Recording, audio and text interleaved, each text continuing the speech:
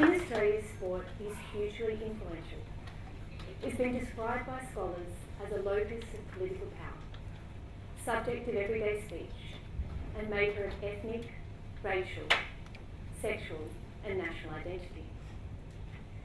My research interrogated how, in Australian national sport organisations, informal and formal practices influence this relationship in ways that inequitably shape women and men's sport management careers. My interviews with CEOs, middle managers, and junior employees found how silence and concealment is an agent of power to substantiate claims that in Australian sport workplaces, values of equality and fairness are unequivocally championed and enacted.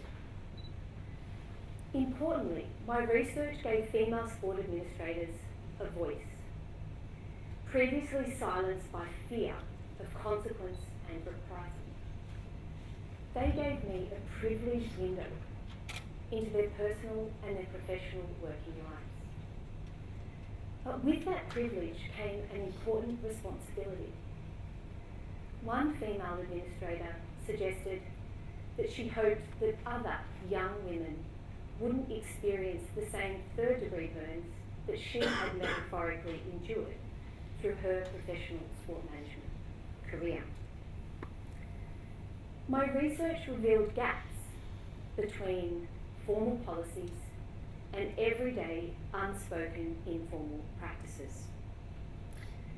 While managers rationalise that inequities were a once upon a time organisational concern and that generational changes in time would fix things, women's experiences told me a very different story.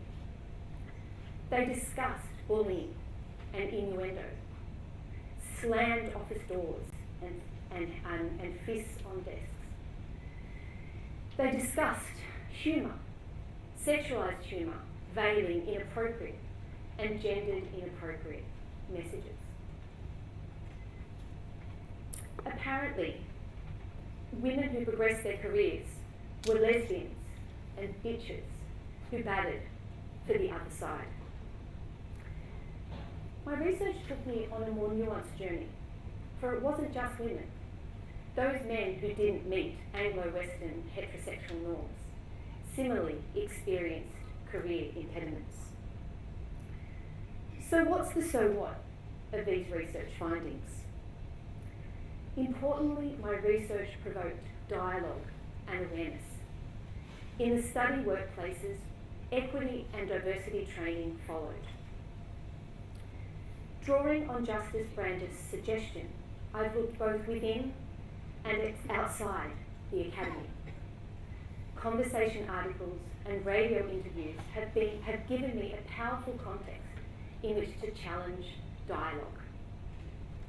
These media platforms have seen me present my research abroad, and I'm in the process of developing what will hopefully be an impactful international research collaboration.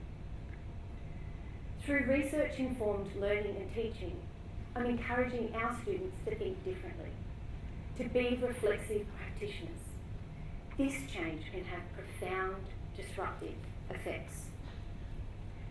Policy advocacy with peak Australian sport organisations, namely Sport Australia, is my present focus. Federally in 2019, hundreds of millions of dollars were spent on Australian sport. In 2017-18, 401 million of your and my taxpayer dollars was spent on sport facilities, funding and programming. The sport organisations in which I undertook my research are similarly funded by your and my taxpayer dollars. So I ask you this: is our failure to act mean we are somehow implicit in reproducing these inequities and their effects? My research challenges these practices.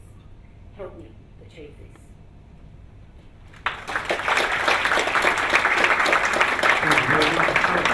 Thank you, Michelle. That was very powerful and compelling, and congratulations on bodies. Guess my question is, did you get an understanding of what it is about sport in particular that has led to this culture, and is it unique to sport, or do you think you've had learnings that have potential impact beyond sporting organisations?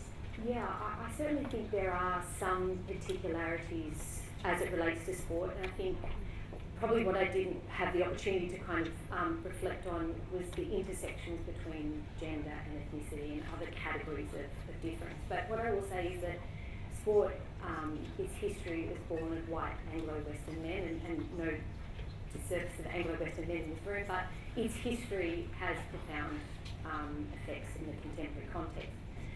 What I think is more telling, however, is that in these sport organisations, there was a genuine feeling from senior managers that equity was done, that we were on to the next thing. And so why I use Justice Brander's suggestion is that, hang on a minute, let's go back, and while we've got these policies and while there are really great contexts in which to challenge inequities, there was this very big gap between what was going on in reality on the ground. And I sat in on the SAGE session this morning, and academe, and as a female academic who's just returned from maternity leave, I was sitting there listening to the narrative and could certainly relate to some of those kind of cultural, normative expectations, which are really hard to challenge. So yes, in answer to the question in a long way, yes, there is applicability, but I certainly think there is a certain history which makes some of these issues more profound in the sport organisation context. Okay, we better move on. Sorry about that. Thank you very much.